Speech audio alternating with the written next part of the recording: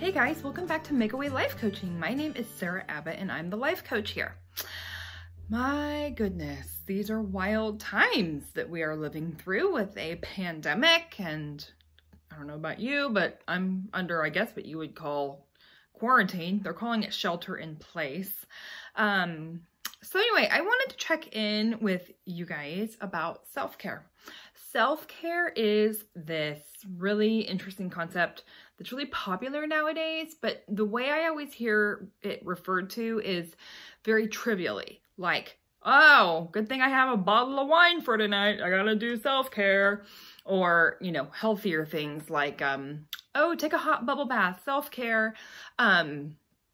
And that's not what self-care is. Self-care is a way of being in the world which acknowledges that you have to take care of yourself. We are adults now and we don't have, like, you know, a mom to keep us put together during hard times. And there is something just really profound about self-care that's a lot deeper than just this checklist mentality of things you can do. It's a way of being, and I want to share that with you. But before we get started, I heard something so beautiful from a rabbi, and it was this.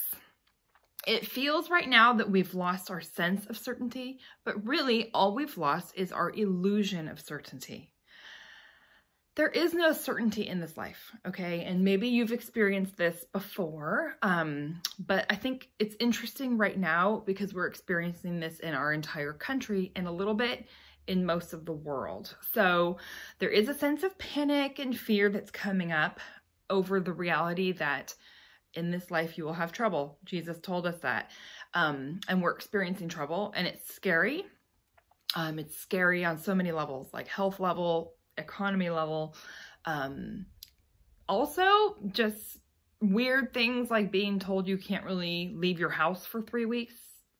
That's what I'm experiencing. That's strange. Our governor here in California said yesterday the kids probably will not go back to school till August.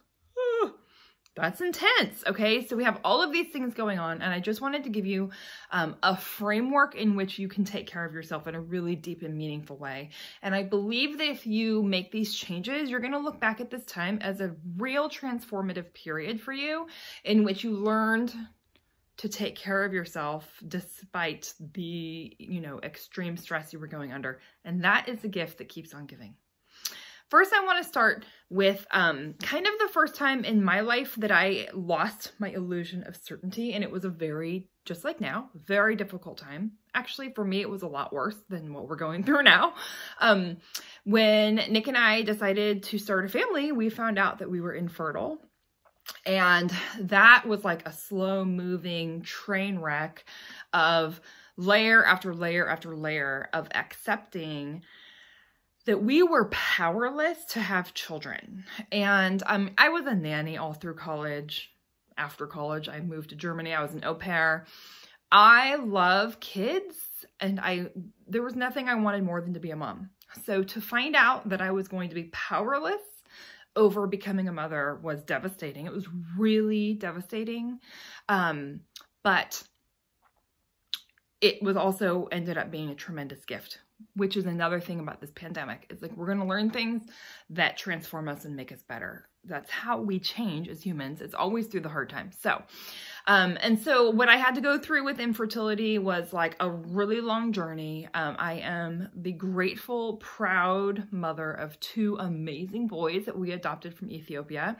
So God did make me a mother, but it was hard, you guys. Like getting to that place of being a mother to 2 beautiful boys was so hard. And I learned so much, and God used it to transform me. So now I look back and I see what he was up to, and it's very beautiful, and I wouldn't have it any other way. But I wanted to share with you what happened was when I found out we were infertile is that I lost my illusion of certainty. This idea that, you know, women have that you can just up until the age of, I don't know, 45, you can basically have children if you want children. And that was what I thought was going to happen. I actually always wanted to adopt. We even I made Nick agree to it in premarital counseling. But what I thought was we would birth to, adopt to. Now I think if I had 4 kids, I would be insane. But that's what I thought at the time before I had any kids. And so that was the plan, and that was my illusion of what my life was going to be like. And I lost that illusion of certainty, and I will say it reminds me of what we're going through now with this pandemic, okay? We're all now losing this illusion of certainty. And we never had any certainty, but we sure had the illusion of it. We thought we had it. So how did I get through it? Well, I learned a lot about self-care, some unhealthy things I figured out, and much more healthy things. And it wasn't just through the infertility, it was also through both of our adoptions. The second adoption was so heartbreakingly long, and I thought the trial, like, to become a mother for a second time would never end, but it did end, praise God. And so it was just this really long, I don't know, like 5-year period of my life where I was like surrendering to God the thing that mattered the most to me, which was having a family. That was not easy, but I'm glad that that happened because it all worked out like so perfectly, way better than I could have imagined. Okay, what did I have to learn? I had to learn to feel my feelings. The infertility brought up a ton of grief. I was sad. It was worse than sadness. I had to grieve my losses. My losses were my illusion of certainty. I had to say goodbye to it. I missed it. I wanted it back. It was terrible. But I had to accept that God was the author and conductor of my life, and he had the control and I didn't. And boy, I missed that illusion. But once it was gone, I realized that is the truth. But it took me a while to get there. But I had to grieve the loss of the illusion of certainty. I had to grieve the loss of being a mom. Like, I didn't know if I was going to become a mom. So I had to grieve it as if I wouldn't become a mom because I didn't know.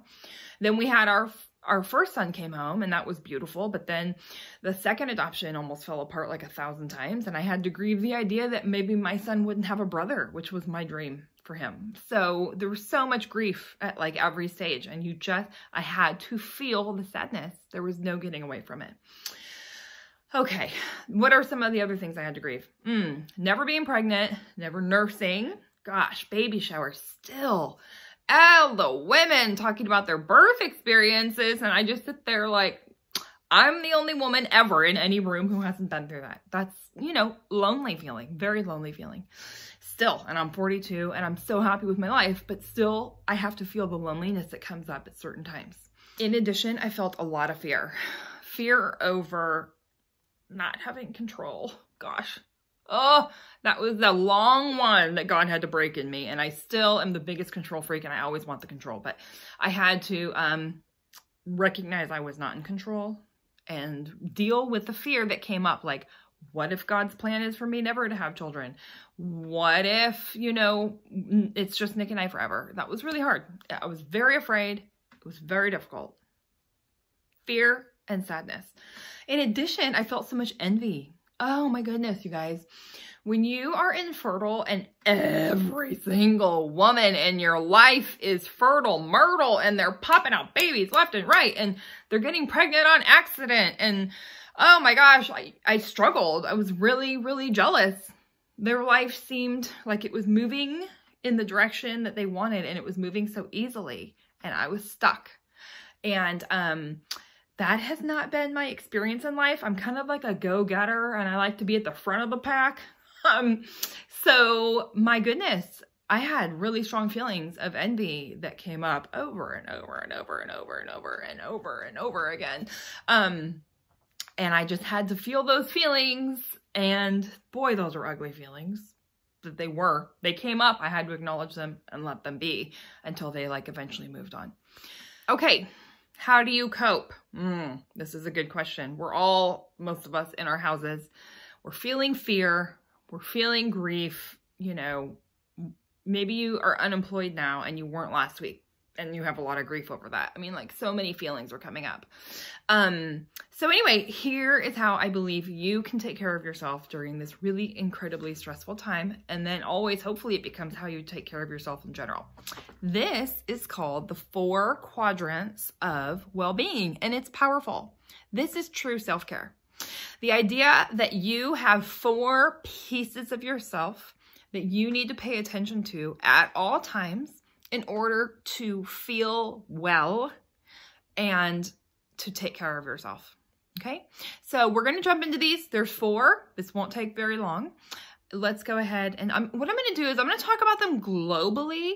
And then as soon as this video drops, we're going to put a list for subscribers of our website. So go ahead and subscribe, makeawaylifecoaching.com. Go to the website. At the bottom of every page is a little box that says subscribe now. And I will send you a list of really concrete self-care things you can do that are healthy. Drinking 3 glasses of wine is not going to be on this list, okay? I don't think there's enough wine in the world to get through this problem. That's my opinion. So we're going to talk about healthy things like taking a hot bath, like maybe using the time to start a new hobby that, you know, we're going to go into a really concrete list, but you'll have to go to makeawaylifecoaching.com to get it, and subscribe, and we will be sending that to you basically as soon as you subscribe. So that's something to look forward to. Okay, so the first quadrant we're going to talk about is emotions. These are your feelings. Your thoughts are different than your feelings. If you didn't know that, wow, you're welcome, because that's like hugely important information. Okay, what do you need to know about your emotions? You need to check in on the self-care, on how you're doing emotionally. What are your feelings doing, and how can you take care of them? Okay, here's the thing people don't know about feelings. They are meant to come up and flow out of you. We don't even know where they come from. I think they come from your soul. They are, as my therapist likes to tell me, they are blinking lights on your dashboard, letting you know, like, alert, alert, low tire pressure, but really they're not saying that. They're saying like sadness, sadness, fear, and they require your attention in a very simple way, okay? The feelings are gonna come up. You cannot stop them from coming up. All you have to do is acknowledge them, let them be, and then they will automatically flow on and flow out of you. In our culture, we don't like feelings. Maybe nobody likes feelings. I think some cultures are better at feelings than others. In America, I think we stay really, really busy so that we don't have to feel our feelings. We also have really high rates of addiction. I mean, how long have we had the war on drugs? My goodness. So there's a lot of numbing through drugs and alcohol and porn and sex addiction and gambling. I would say online shopping. And then there's also just a lot of, I see a lot of people who like are just in denial about their feelings. The feeling comes up, they push it back down. And that is a nice way to get stuck with your uncomfortable feelings because they're meant to come up and flow out of you. That's it. It's simple. So all you need to do, and we're going to have a lot of practice at this in the pandemic because we're not going to be busy. We're going to be home. We're going to be under stress. And we're going to have to face our feelings. So just consider this a life work you always needed to do. And now you actually have the opportunity to do it. Okay. The feeling's going to come up. Let's say it's fear. That's what a lot of people are feeling, myself included. All you have to do is look at it, and you can even talk to your feeling like, oh boy, I am afraid. I am feeling fearful. Acknowledge it, let it be. And eventually the fear is going to flow out of you. Okay.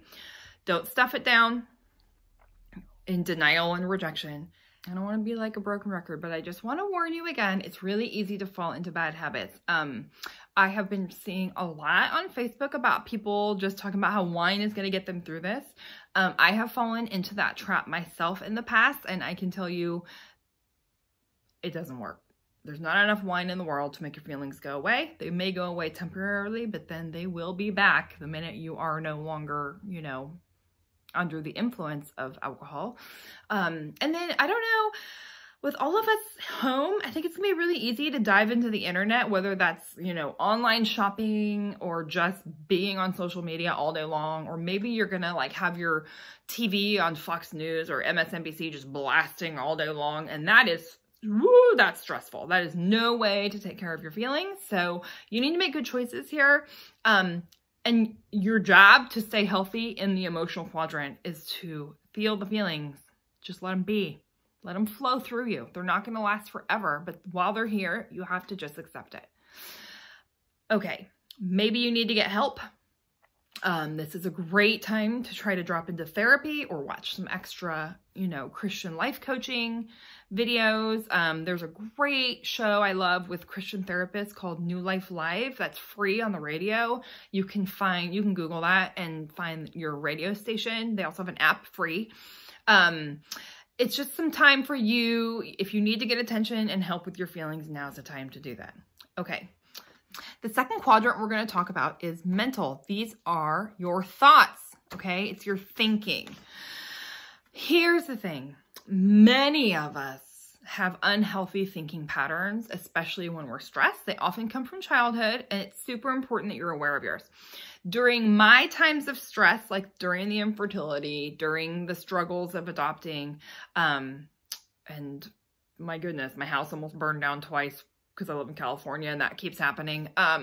So during periods of stress, I am super aware that I am a catastrophic thinker, which means I look at what's happening and I always assume the worst thing's going to happen. Never the best, never the medium thing, always the worst thing. And it's not helpful and it's rarely true. So be conscious of your thoughts. If you're kind of spiraling into catastrophe or just really automatic negative thoughts that come up, you have to, what the Bible tells us, is to take captive every thought. And the way you do that, I'll tell you how I do that. I've developed, I'm like a visual kinesthetic person. So during times of stress, I have noticed my thoughts kind of come more rapidly, especially the negative ones. And what I have come to do is I actually picture it like on a piece of paper and I take it and I nail it to the cross. That works for me. I have to get rid of it. Some people can just do it in their head. It can be helpful for you. You can put a rubber band on your wrist and every time you're thinking, oh, this is the end of the world and you're kind of spiraling into negative thoughts, you can snap it and just be like, nope, that's not true. Because it's not true. Okay.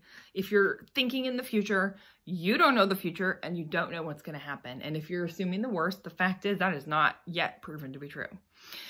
In my therapy, my therapist always says this, he's so smart. If you're thinking what if, which is all this future thinking, okay, you need to replace it with what is. So stop what you're doing when you're spiraling out. What if I lose my job? What if we can't pay our mortgage? What if I lose my apartment? Okay, all of these super scary things. Stop and say that is what if, but you know what is? What is I'm currently in my home with my children and we are safe. Okay, bring yourself back to what is. This is such a powerful way to take captive every thought. Don't let your thoughts be the boss of you. And in order to be a well-balanced person, this is how you're going to manage the mental thought part of your quadrant. Okay, now I want to get into the physical part. Woo! All right, maybe you love to work out, maybe you don't. But here is the facts, Jack. In our bodies, we have hormones that are created by stress, cortisol, adrenaline, other things like that, okay? And they are not good for us. They are toxic in our body, they do damage in our body, and they make us extremely stressed and anxious and depressed, okay? There's not that many ways to move those chemical hormones out of your body. The first thing you can do is you can sweat it out.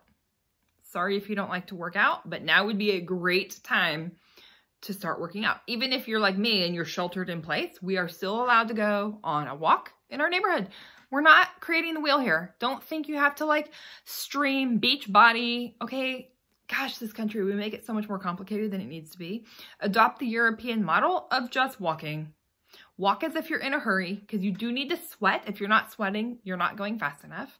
But the sweat is going to release those negative hormones, get the hormones out of your body. Another way you can do that is through crying. I'm not a huge crier. I'm more of a rager. I'm working on it. I'm always working on it. I don't know. But crying, tears actually get those chemicals out of your body too. So it's a very powerful thing. If you are feeling like you want to cry, cry. I cannot encourage you more to do that because it will help you move these physical hormones out of your body. And the third thing is actually you do excrete some of those negative hormones through your urine. You keep reading on Facebook, stay hydrated. That's why you should stay hydrated. A, it's really good for your body, but also because it will help you move these toxic chemicals out of your body. So that's it. To take care of the physical, self-care for your physical body is sweat, cry, and stay hydrated so you can urinate. Okay? It's so simple, you guys. This is just like, if you're going to do this, it's just going to change your life. Okay. I saved the most important quadrant for last. The last quadrant and the most important is your spiritual quadrant. Okay. I learned this in therapy school from an atheist professor, and she hated the spiritual part, but she acknowledged that it was real and it was important. So anyway, spirituality is what can get you through this thing. It's so important. So number one, start connecting with God. And there's no better way to do that than to start talking to him. That's called prayer. Sometimes people think that prayer has to be this big fancy thing that you learn, I don't know, at church, I guess, but you don't. Prayer is just talking to God. Be like, oh my gosh, like Anne Lamott wrote a great book, Help, Thanks, Wow, the 3 prayers you need to know. So you can just be like, God, I need your help right now. You can even, this will help with your emotional part too. Something I'm a big feeler. I have like really strong feelings and they kind of bowl me over a lot. And so sometimes if I'm going through something and my feeling is too strong, I'll literally stop and be like, God, can you please help me manage this feeling? Make it less big. And guess what? That happens. He always helps me when I ask for it, especially with feeling stuff. Okay. So that's something you can do. Pray. Just talk to God. Number 2, get into the Word. There's free Bibles online, BibleGateway.com. Just Google Bible. You'll see 8 million of them. You can do a reading plan, but honestly, you could just open it to the New Testament. And honestly, I only read 1 chapter a day. I'm not like some big Bible overachiever. I do an online devotional video for my church. I have another video, devotional from Billy Graham that I love. And then I read 1 chapter. It's a study. I'll just show you. My Bible this year is the Charles Stanley Life Principles Bible. And so I actually, oh my gosh, I love his commentary and the study part of it. So I read the chapter and then I really dig into the commentary because I just love it. So that's it. Start in the New Testament, just read 1 chapter a day. This isn't like rocket science and it will literally take you 3 minutes, but it will change you. And it's another way to connect with God. Okay, another thing you can do, you may have heard the word devotionals. It's basically a spiritual practice that you can do. It doesn't replace reading the Bible, but it just joins along with it beautifully. And I want to tell you, I go to an amazing church in California called Bayside Church. It's in the Sacramento area, although now they have other campuses outside of the Sacramento area. They have everything they do is in excellence, which I just appreciate so much. And so, gosh, I can't recommend more. They have a video devotional that they send out Monday through Friday at 7 a.m. And it just shows up. They text you and you click on it and it's like a 3-minute video devotional. I cannot recommend it more highly. There's also a million other things you can do online. I just don't know what those million other things are. I do know that if you want my church to send you one, you would text the word refuel, R-E-F-U-E-L, to their number is 56316, 56316. I look forward to this video every single day. It fills me up and it helps me connect and it helps me, work on my spiritual quadrant. Right now, everybody in the world is doing online church. Praise God for that because we can't go to church. So again, my church, you can get the Bayside Church app and they are doing online church. They're actually doing it Wednesday nights and on Sundays, which I think is super great. But anyway, you could just go to your local church website. I bet they're streaming their church services too. And I just can't recommend that more. I'm a huge church advocate. I think it's really hard for me to picture having the life I want without going to church because it's where I can get truth and where I can be challenged and where God can speak to me. I get so much wisdom out of church. So I just really, right now, you have nothing to do but maybe you have other things to do, but you have a lot more time than normal to sit around and watch things. I would recommend that you find a way to stream a church service and start getting that part of your spiritual quadrant kind of back in discipline. I don't know. I think it will help. I know it's helped me. You can listen to Christian music. K-Love is a radio station that's everywhere. It's free. I have a playlist that I listen to during hard, stressful times, and I'm actually going to put that link to my playlist on my blog, makeawaylifecoaching.com, and you'll see in the top right corner blog. And I will put my favorite kind of stressful time songs. Because of the fires we've had, I've had a lot of chance to develop my favorite songs to listen to when you feel like your world is burning down around you, literally and figuratively. So I will go ahead and share this with you. And I don't know, maybe you like other songs. That's cool. Maybe you just want to use my songs. Great. Maybe you're just going to listen to Caleb. But I just really like tune in to God during this time, and that will help you balance out your spiritual quadrant. Okay, one more time, I just want to remind you about the 4 quadrants. If you can find a way to have all of these balanced, that is true self-care, okay? That is taking care of yourself. It's more than one thing. It's more than a hot bath. It's the 4 quadrants of well-being.